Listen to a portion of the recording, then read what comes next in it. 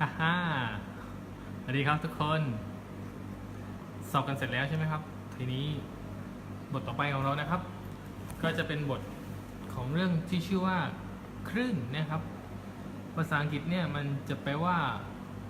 wave นะครับเพราะว่ามันคือ W A V E นะครับ wave นั่นเองนะครับสำหรับบทต่อไปที่เราจะเรียนเนี่ยนะครับเราก็จะต้องเรียนทั้ง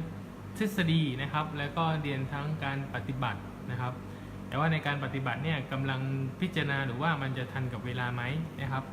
ก็เลยคิดว่าน่าจะเป็นการสาธิตนะครับการเกิดคลื่นนะครับการเกิดคลื่นซึ่งนะครับ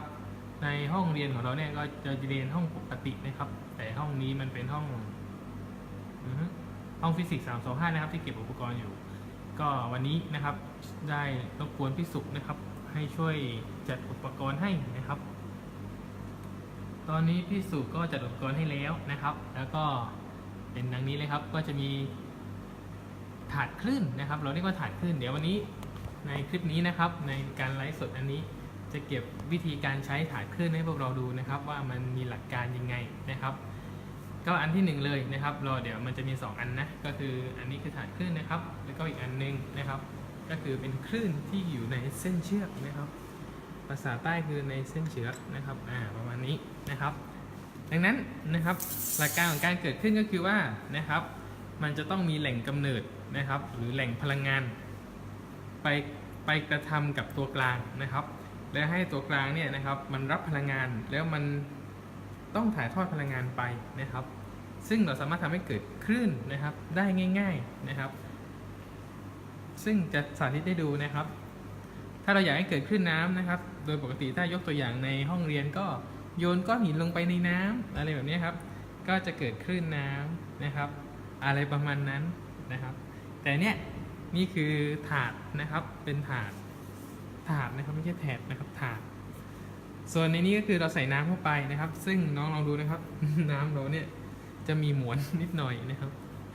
เพื่อเป็นปรากฏการณ์ของตัวกลางที่ไม่ค่อยสม่ำเสมอนั่นเองนะครับเราสามารถทำให้เกิดขึ้นง่ายๆครับน้องลองมือจุ่มไปนะครับมันก็เกิดขึ้นเห็นไหมฮะที่มือของครูเนี่ยมันเกิดขึ้นแต่มันมีความเจ๋งตรงนี้ครับก็คือน้องดูข้างล่างครับมันโคตรเจ๋งนะครับเพราะว่าเราใช้ไฟฉายนะครับสเตรียมหลอดไฟ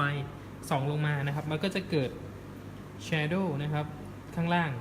ดังนั้นเราจะเห็นภาพชัดมากว่าคลื่นที่เกิดขึ้นเนี่ยมันเป็นยังไงนะครับที่พี่กำลังอยู่เนี่ยทำอยู่เนี่ยก็คือใช้นิ้วนะครับเคาะมันก็คือนิ้วเนี่ยไปกระทบกับผิวน้ำนิ้วของเราเนี่ยมีการเคลื่อนที่นะครับในแนวดิ่งด้วยแรง F นะครับไปกระทบผิวน้ำทำให้เกิดพลังงานนะครับพลังงานที่เกิดขึ้นที่จุดนี้นะครับมันก็จะถ่ายทอดออกไปผ่านตัวกลางที่เป็นน้ำดังนั้นมันก็เลยลักษณะเป็นคลื่นเพราะว่าพี่จุ่มปุ๊บนะครับสมมติจุ่มครั้งเดียวเนี่ยปุ๊บมันก็จะเกิดขึ้นแล้วก็หายไปถูกไหมครับแต่ถ้าจุ่มต่อเนื่องขึ้นลงนะครับผลที่เกิดขึ้นคือความถี่ไม่ใช่ความถี่ก็ได้ครับพูดมากไปเดี๋ยวเด็กเรียนไม่เรียนนะครับก็คือแท่งน้ำไปเนี่ยครับปุ๊บผลที่เกิดขึ้นก็คือน้ำก็จะกระเพื่อมตามจังหวะของมือของพี่ถูกไหมครับก็จะเป็นแบบนี้เราก็จะเห็นคลื่นนะครับออกมาซึ่งน้องเห็นว่าถ้านิ้วของพี่เป็นแบบนี้นะครับคลื่นที่น้องเห็นเนี่ยมันก็จะเป็นคลื่นที่แผ่ออกไปเป็นวงกลมนี่ต่อมาครับถ้าเรามีอันนี้ครับเขาเรียกอะไรเอ่ยไม่รู้นะครับเขาเรียกว่าไม้บรรทัดนะครับบางคนเรียกไม้ protector ถ้าเราเอาไม้ protector เนี่ยนะครับสับนะครับสับเลยจริงๆแล้วก็คือว่าเราทำให้มันเกิดการจุ่มเหมือนเมื่อกี้ครับแต่น้องจะเห็นว่ามันไม่ใช่เป็นนิ้วแล้วนะครับนิ้วของเราจะเป็นอันเล็กๆเป็นจุดแบบนี้ใช่ไหมครับ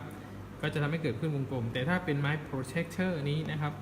น้องก็จะเห็นว่ามันจะทำให้เกิดขึ้นอะไรเนาะเดี๋ยวลองดูนะครับ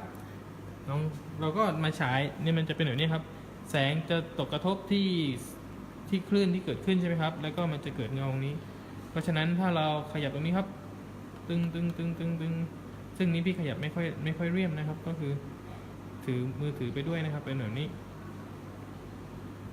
ซึ่งเดี๋ยวมันจะต้องทำอะไรที่เวิร์กกว่านี้นะครับก็คือถ้าเราสับแบบนี้เห็นไหมฮะมันจะเกิดคลื่นที่แผ่ออกไปนะครับในลักษณะยังไงเดี๋ยวน้องต้องสังเกตในห้องเรียนแล้วกันนะครับ ก็จะพยายามทำให้มันเวิร์กให้ได้นะครับ ทีนี้เราจะสังเกตว่าถ้าเราใช้มือเราใช้การขยับของมือเราเนี่ยมันก็จะไม่ค่อยเสถียรใช่ไหมครับหรือว่าไม่ค่อยเรียมเท่าไหร่นะครับไม่ค่อยเรียมก็ได้นะครับดังนั้นเราก็เลยจะต้องใช้อุปกรณ์ที่มีอยู่นะครับทำให้มันเป็นคลื่นที่มีการสั่นขึ้นลงนะครับหรือแหล่งกำเนิดที่มันคงที่นั่นเองนะครับก็เลยใช้มอเตอร์นะครับหลักการของอันนี้ครับก็คือมอเตอร์มันก็จะหมุนปกติของมันไปแต่เราติดอุปกรณ์ตรงนี้ครับก็คือเป็นเหล็กตันๆเลยให้มันหนักนะครับสังเกตว่ามันไม่ได้เจาะที่ตรงกลางนะครับมันเจาะที่ปลายนั่นเองเพราะฉะนั้นเวลามอเตอร์มันหมุนเนี่ยนะครับมันจะทำให้ตรงทั้งแผ่นเนี่ยเกิดการสั่นนะครับเกิดการสั่นแบบนี้เลยครับสั่นสู้นะครับสั่นพอสั่นปุ๊บนะครับไอ้ตรงนี้อุปกรณ์เนี่ยเขาไปต่อกับแท่งนี้ใช่ไหมครับมันก็จะสั่นแล้วก็มันก็จะจุ่มแบบนี้ครับแล้วมันก็จะเกิดขึ้นเราจะเห็นนะมันจะเกิดขึ้นนี่คือพี่เอามือสั่นนะครับแต่โดยทั่วหลุดแล้วนะครับเดี๋ยวรอแป๊บนึงนะครับแต่โดยทั่วไปเนี่ยนะครับก็คือว่า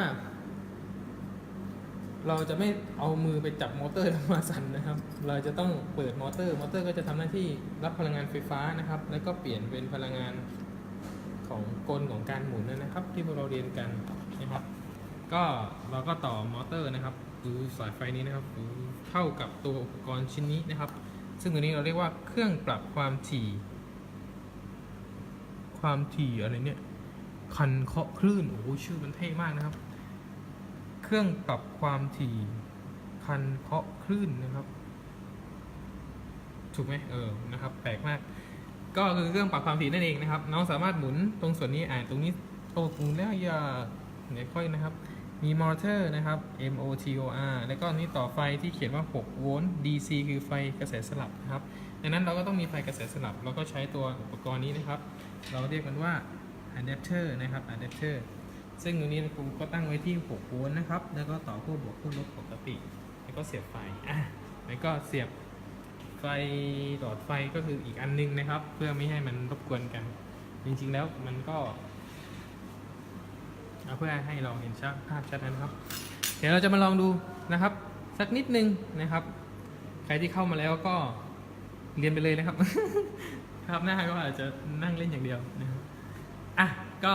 หน้าที่ของเราก็คือเปิดสวิตช์นะครับปึ๊บชุบเรียบร้อยหลังจากนั้นนะครับเราก็สามารถควบคุมนะครับมอเตอร์ตัวนี้ให้หมุนเร็วหรือหมุนช้านะครับซึ่งการหมุนเร็วหมุนช้าก็จะส่งผลต่อการจังหวะของการเคาะที่เราเรียกมันว่าความถี่นั่นเองนะครับเดี๋ยวเราจะลองดูนะครับตอนนี้ให้เราสังเกตที่คลื่นที่เกิดขึ้นที่ด้านล่างโต๊ะแล้วกันนะครับเดี๋ยวพี่จะตั้งวิดีโอตั้งกล้องไว้นะครับแล้วก็น้องลองสังเกตกันเองนะครับซึ่งไม่รู้ตั้งปลือนะครับตั้งประมาณนี้ก็ได้นะครับ นี่คือแบบไม่ได้เตรียมตัวอะไรเลยนะครับรู้มันจะเวิร์กไหมนะครับเดี๋ยวเรามาลองดูกันตั้งนี้ดีกว่าตัวทีนะครับตั้งนี้เดี๋ยวจะลองหมุนดูนะครับไม่หมุนไม่ติดแล้วมาแล้วฮะนักเรียนนะครับอันนี้ก็คือมันจะเกิดคลื่นนะครับเกิดคลื่นเศษที่มันเกิดขึ้นวงกลมนะครับน้องก็ต้องกลับไปย้อนไปดูที่แหล่งกำเนิดนะครับแหล่งกำเนิดของเราเนี่ยคลื่นของเราเนี่ยจุดที่มันสัมผัสน้ำนะครับมันเป็นจุดยังไงไส้ลาวนี่ครับ เราก็ลองสังเกตดูนะครับตอนนี้อุปกรณ์เราเนี่ยมันเกิดการสั่นใช่ไหมครับแต่มันไม่โดนผิวน้ำครับที่จะต้องหยับมันให้โดนผิวน้ำก่อนนะครับโอเคเดี๋ยวรอแป๊บนึงนะครับไอ้คลื่นเหล่านี้ พี่เข้าใจแล้วมอเตอร์เราเองนะครับเดี๋ยวขยับสายไฟของมอเตอร์นิดนึงโอเคได้แล้วครับนี่มันก็จะเกิดขึ้นนะครับ และทีนี้ในห้องเรียนเนี่ยพี่คิดว่าจะไม่เรียนนะครับ จะให้พวกเรามานั่งวาดรูปนะครับว่าถ้านี่คือที่คิดนะแต่ว่าในความเป็นจริงเนี่ยเดี๋ยวเราจะต้องทำการทดลองให้เห็นภาพชัดว่าคลื่นมันเกิดยังไงนะครับแล้วปัจจัยไหนบ้างนะครับที่พระจะเอาปัจจัยใช่ไหมครับไม่ใช่ปัจจัยไหนบ้างที่มีผลต่อคลื่นนะครับที่มีผลต่อคลื่นนะครับอันที่หนึ่งเลยนะครับก็คือน้ำนะครับถ้าน้องเปลี่ยนเป็นน้ำเชื่อมน้ำเกลือหรือน้ำใจของพวกเราเนี่ยมันจะส่งผลให้คลื่นเป็นยังไงนะครับหรือแม้กระทั่งนะครับความถี่ในการสั่นเนี่ยครับส่งผลต่อคลื่นไหมเดี๋ยวลองปรับความถี่นิดนึงนะครับนี่คือความถี่ ให้น้องเดานะครับ อันนี้คือความถี่เป็นยังไงเอ่ยนี่คือความถี่นะครับน้องจะเห็นว่านี่ครับนี่คือความถี่ถูกไหมฮะแรงกำเนิดขึ้นอยู่ตรงนี้นะครับแล้วมันก็แผ่ออกไปโอ้ยมุกก็มาแล้ว แล้วก็แผ่ออกไปถูกแบบนี้ใช่ไหมครับทีนี้ถ้าเราวัดความยาวของไอ้สีดำกับสีดำเนี่ยครับเราเรียกมันว่าอะไรไม่รู้นะครับเดี๋ยวน้องเขาเรียนในห้องวัดมาปุ๊บนะครับที่ความถี่เท่านี้ที่ความถี่เท่านี้เราจะสามารถคำนวณหาไอ้ตัวแปรอะไรได้บ้างไม่รู้นะครับก็คือเราจะรู้ได้ว่าคลื่นนี้มันเร็วแค่ไหนนะครับถ้าสมมุติปรับให้ความถี่สูงขึ้นเหมือนรูปนี้นะครับโอ้ยความถี่โคตรแรงเลยนะครับอันนี้ไม่ใช่เกิดสึนามินะครับเนี่ยไม่ใช่แผ่นดินไหวนะครับ ดูมอเตอร์เราครับจะพังหรือก่อนเรียนหรือเปล่าไม่รู้นะเห็นดูมอเตอร์เลยนะครับตัวเท่านิดเดียวก็น้องจะเห็นว่าไอ้สีดำที่อยู่ถัดกันไปเนี่ยมันจะเล็กลงหรือเปล่าน้องสังเกตดูนะครับแล้วถ้าเราคำนวณมันนานเนี่ยนะครับมันจะมีค่าไอ้ความเร็วเท่ากันไหมนะครับก็ลองคิดดูแล้วกันนะครับเพราะฉะนั้นคลื่นของผิวน้ำนะครับที่กำลังวางแผนให้เนี่ยก็จะเป็นลักษณะประมาณนี้นะครับใช้ไม่ยากแต่พอเป็นสูตรฟิสิกส์ถึงเด็กร่ำลาวนะครับโอเคก็ถอดปลั๊กนะครับต่อมาครับมาดูอันนี้ครับเจ๋งมากนะครับไม่รู้จริงหรือเปล่าก็มันมีหลายรุ่นครับแต่รุ่นนี้ครูมองแล้วพี่มองแล้วรู้สึกว่ามันเป็นรุ่นที่ทำง่ายดีนะครับหลักการก็คือว่านะครับเชือกนะครับเชือกเนี่ยครับเชือก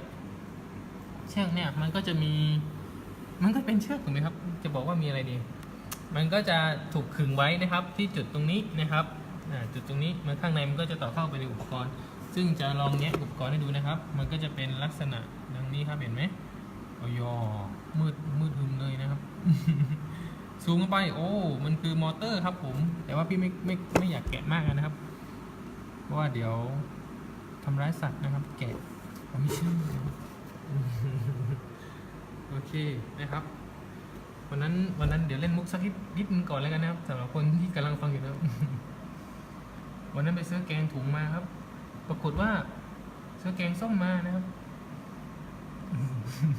สุดท้ายได้กินเนื้อแกะเพราะว่าอะไรครับเพราะว่าแกงหน่อยนะครับ ก็คือเราไปแกะถุงแกงนะครับก็เลยเป็นแกงแกะนั่นเองนะครับโอเคต่อ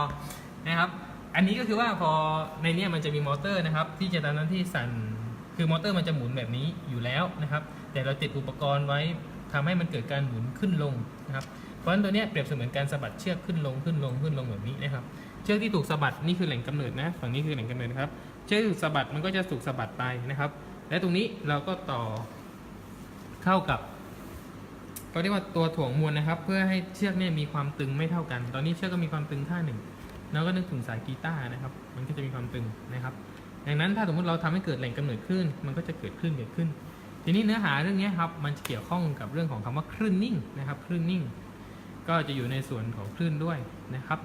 ดังนั้นถ้าเชือกหย่อนนะครับเชือกหย่อนแบบนี้มันจะเกิดขึ้นไหมหรือถ้าตึงมากมันจะเป็นยังไงนะครับเดี๋ยวเราลองมาเปิดเป็นเล่นๆนะครับก็เหมือนเดิมครับมันก็จะมีเปิดสวิตช์ตรงนี้เสียบปลั๊กนะครับแล้วก็เดี๋ยวตรงนี้จะหมุนปรับความถี่ของการสั่นลองเปิดดูได้ครับตัวนี้ไม่มีอะไรเกิดขึ้นครับเพราะว่าอันนี้มันค่อนข้างหนักเดี๋ยวพี่จะลองขยับนี้นะตอนนี้เกิดขึ้นนิ่งแล้วนะครับเกิดขึ้นนิ่งแล้วดังนั้นน้องเห็นว่านะครับขึ้นนิ่งที่เกิดขึ้นเนี่ยมันเป็นคลื่นที่ส่งมานะครับแล้วก็สะท้อนแล้วก็เกิดขึ้นนิ่งอย่างนี้ไปนี้ถ้าสมมติเราขยับอันนี้ให้ตึงนี่พี่ดึงให้ตึงเลยนะครับมันไม่เกิดขึ้นเพราะว่ามันตึงเกินนะครับถ้าเราหย่อนมันนะครับมันก็จะเกิดขึ้นนิ่งเพิ่มขึ้นนะครับนี่ยังไม่เป็นขึ้นอันนี้ขึ้นนิ่งนะครับนี่คือ2รูนะครับนี่1รูนะครับเดี๋ยวเราจะนิ่ง3รูดีไหมนะครับโอเคเพราะฉะนั้นนะครับอุปกรณ์ที่พิสูจน์เตรียมให้เนี่ยใช้ได้นะครับใช้ได้ดีเลยหลายทีนะครับไม่ได้ทีเดียวนะใช้ได้ดีเลยหลายทีนะครับนี่หมุนนะครับดังนั้นก็จะขอจบนะครับ